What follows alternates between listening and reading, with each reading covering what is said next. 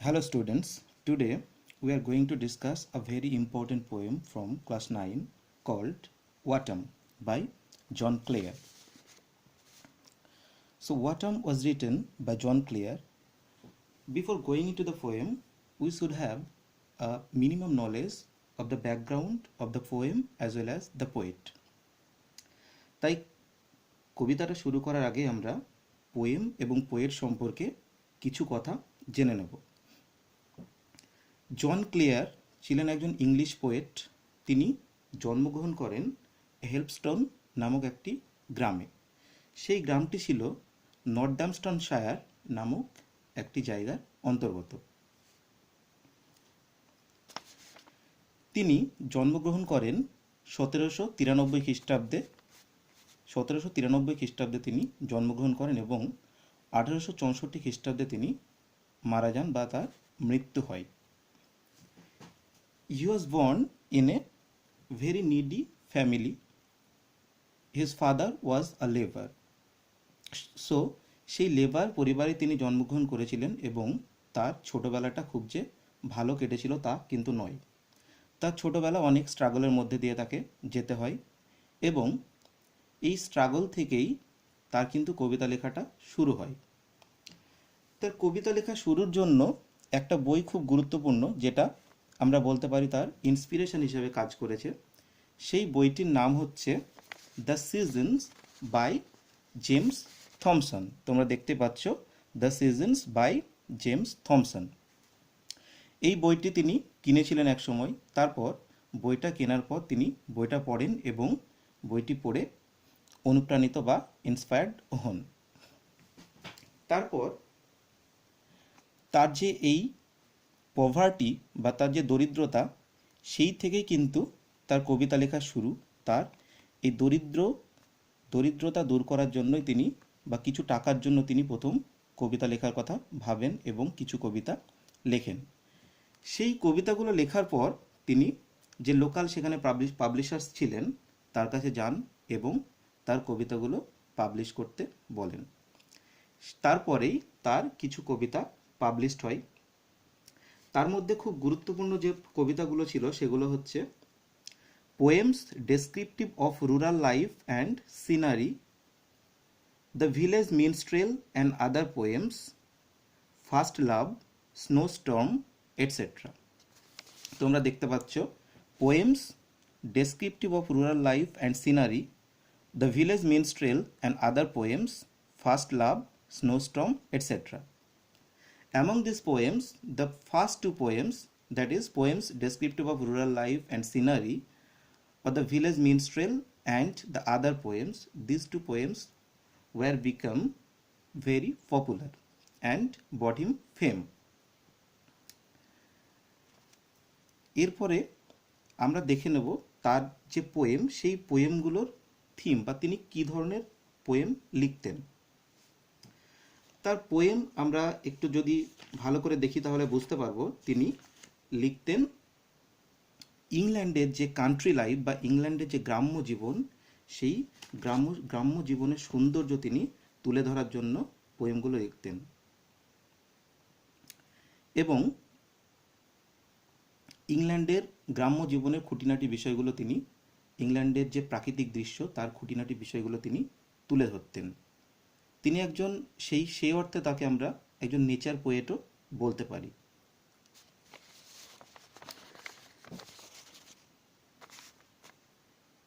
তার বায়োগ্রাফারের নাম জনাথন বেট। জনাথন বেট বলেছিলেন, জনাথন বেট জন ক্লেয়ার সম্পর্কে বলেছিলেন, he was the greatest labour class poet that England has ever produced. The greatest labour class poet that England has ever produced. তার আর একটা উপাধিও দেওয়া হয় তাকে বলা হয় Northamptonshire peasant poet. Northamptonshire peasant poem. এবার আজকে আমাদের আলোচনার যে বিষয়, সেই পোয়েমটির নাম অটম। এই পোয়েমটির থিম কি? এই পোয়েমের থিমও একই রকম। ইংল্যান্ডের যে কান্ট্রি সাইড বা ইংল্যান্ডের যে গ্রাম্য পরিবেশ, তার সৌন্দর্য বা তার বিভিন্ন দিক, সেই দিকগুলো তিনি এই পোয়েমের মাধ্যমে তুলে ধরেছেন। এই পোয়েমটিতে যেহেতু অটম সিজনের কথা বলা হচ্ছে, যেটা উইন্টার সিজনের আগে আমরা দেখতে পাই, তাই এই পোয়েম আমরা বাতাস বা উইন্ডের খুব গুরুত্বপূর্ণ একটা ভূমিকা আমরা দেখতে পাবো। তাহলে চলো দেখা যাক পোয়েমটাই কি আছে।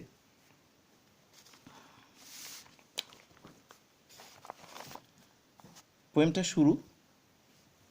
শুরুটাই হচ্ছে আই দিয়ে, তার মানে ফার্স্ট পার্সনে শুরু হচ্ছে।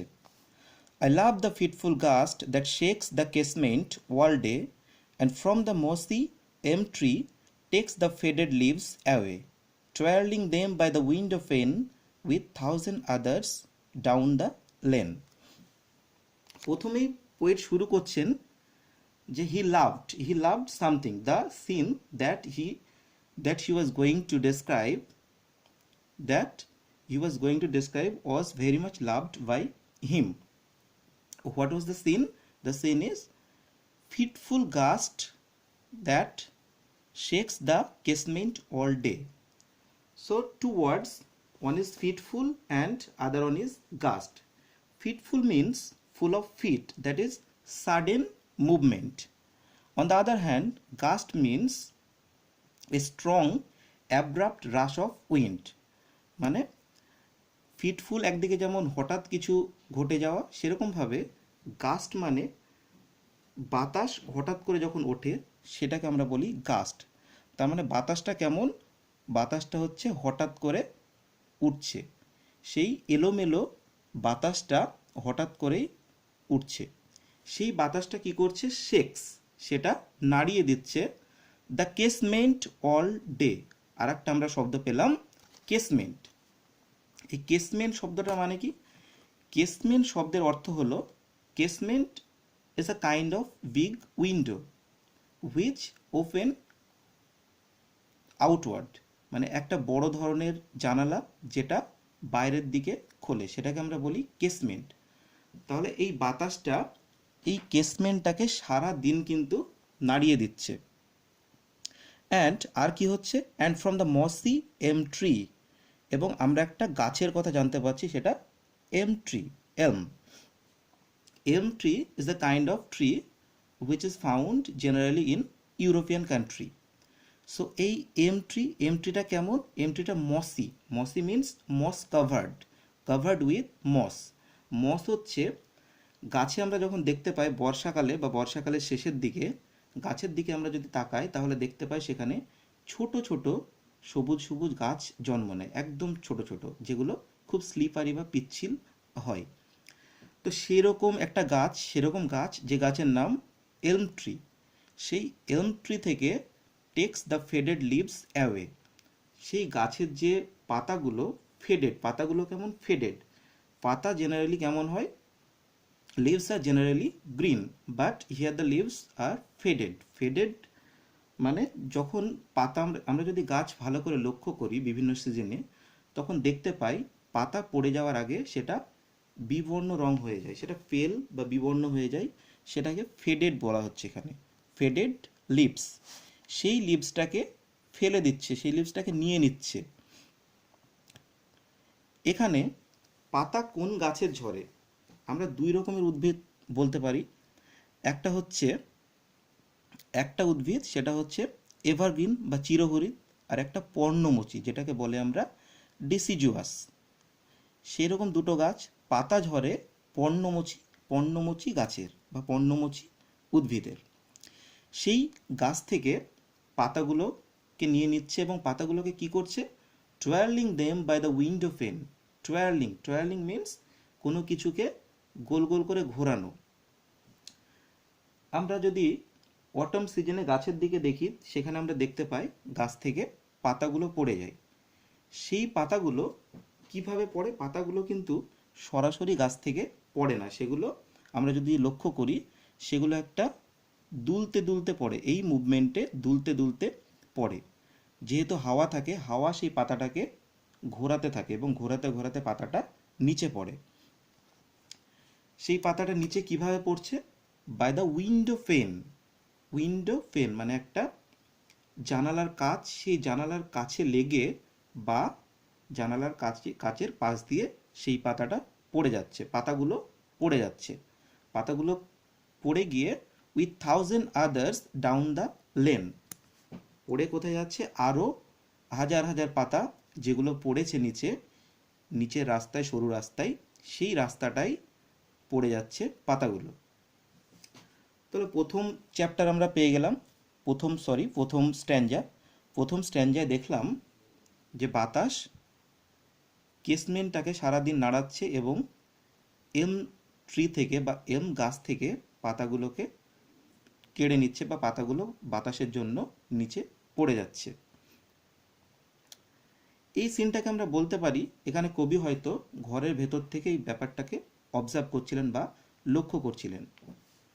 এবার দেখা যাক সেকেন্ড প্যারাগ্রাফ। সেকেন্ড প্যারাগ্রাফটা শুরু হচ্ছে I love to see the shaking twig. আবার সেই আই লাভ দিয়ে শুরু হচ্ছে, মানে তিনি অটাম সিজনের কী কী জিনিস দেখতে পছন্দ করতেন সেটাই কিন্তু তিনি আবার বলছেন। তিনি বলছেন I love to see the shaking twig. Shaking twig মানে টুইগ হচ্ছে ব্রাঞ্চেস অফ ট্রিজ, মানে থিন ব্রাঞ্চেস অফ ট্রিজ।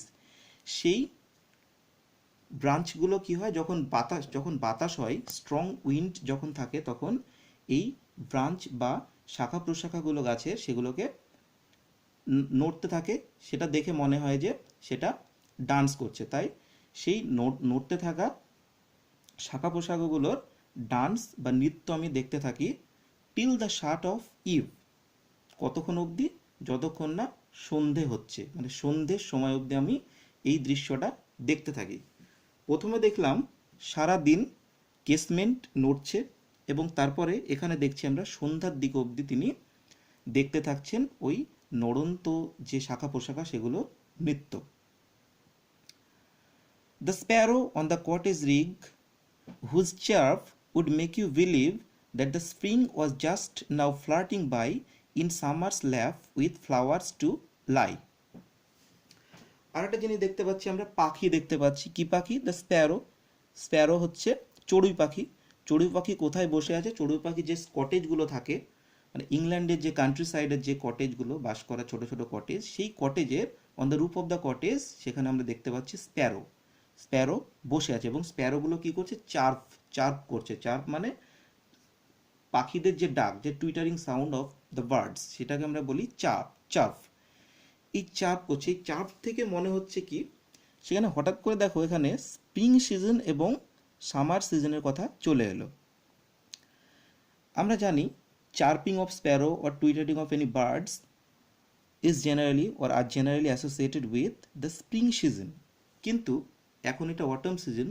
তবুও যে পরিস্থিতির মধ্যে পোয়েট আছেন এবং যে জিনিস তিনি অবজার্ভ করছেন বা শুনতে পাচ্ছেন, পাখির ডাক, সেই পাখির ডাক থেকে মনে হচ্ছে যে এটা অটাম না, এটা স্প্রিং সিজনটা পার করে সবেমাত্র সামার সিজন পড়েছে। এবং আমরা জানি সামার সিজনে ফুলে ফলে আমাদের প্রকৃতি ভরে যায়। তাই বলা হয়েছে fluttering by in summer's lap with flowers to lie. সেখানে অনেক ফুল স্প্রিং সিজন থেকে যেহেতু সামার সিজনের দিকে যাচ্ছে, সামার সিজন তখন অনেক ফুলে ফলে ভরে যাচ্ছে। ফ্লার্টিং বাই, এই শব্দটা দেখো, ফ্লার্টিং বাই শব্দের অর্থ হচ্ছে প্লেফুলনেস, মানে খেলার ছলে। মনে হচ্ছে যেন খেলার ছলে সবেমাত্র স্প্রিং সিজন থেকে আমরা সামার সিজনের দিকে যাচ্ছি, কিন্তু যদিও এটা এখন অটাম সিজন। এই ব্যাপারটা পোয়েটের মনে হচ্ছে কেন, ওই যে পাখির ডাক যেটা আমরা সাধারণত স্প্রিং সিজনে শুনতে পাই, সেটা থেকে পোয়েটের এই ব্যাপারটা মনে হচ্ছে যে এটা যেন স্প্রিং সিজন পার করে জাস্ট আমরা সামারের দিকে যাচ্ছি। পোয়েট আর কি পছন্দ করেন? I love to see the cottage smoke curl upwards through the naked trees. তিনি আরও পছন্দ করছেন যেটা অটাম সিজনে সাধারণত দেখা যায় লন্ডনের কান্ট্রি সাইডে, সেরকম। সেটা কি? কটেজ স্মোক, মানে বাড়িতে আমরা যদি ইংল্যান্ডের কথা ধরি, ইংল্যান্ডের কান্ট্রি সাইড, সেখানে যে কটেজগুলো থাকে সেখানে অনেক সময় চিমনি বা আগুন জ্বালানো কোনো জায়গা থাকে, সেই সেই চিমনি থেকে কটেজ স্মোক, সেখান থেকে ধোঁয়াগুলো ওপরে উঠে যাচ্ছে এবং কার্ল আপওয়ার্ড, সেটা পাকিয়ে পাকিয়ে ওপরে উঠছে। কোথা দিয়ে? Through the naked trees. আর একটা এখানে শব্দ নেকেড ট্রিজ। ট্রিজকে নেকেড কেন বলা হচ্ছে? যেহেতু আমরা দেখলাম যে অটাম সিজন, এই সিজনে পাতা ঝরার সিজন, যে পাতাগুলো থাকে গাছে সেটা পড়ে যাচ্ছে, সেটা আমরা প্রথম স্ট্যান্ডাতে দেখেছি। সেই পাতাগুলো পড়ে, মানে পর্ণমোচী যে উদ্ভিদ, তাদের পাতাগুলো পড়ে সেই গাছটায় আর কোনো পাতা নেই এখন, সেই কারণে বলা হচ্ছে পাতাগুলো যেন মনে হচ্ছে একটি পোশাক। সেই পোশাক যেহেতু নেই অটামের, সেই পোশাক যেহেতু নেই ওই উদ্ভিদগুলোর বা গাছগুলোর, সেই কারণে বলা হচ্ছে গাছগুলো নেকেড বা উলঙ্গ। সেই গাছের ভেতর দিয়ে কটেজ স্মোক বা কটেজের যে ধোঁয়া, সেই ধোঁয়াগুলো ওপরে উঠে যাচ্ছে। যাই হোক, আজকে এইটুকুর জন্যই। পরের ক্লাসে আবার সেকেন্ড পার্টটা বা শেষ পার্টটা পুরোটা পড়িয়ে দেবো।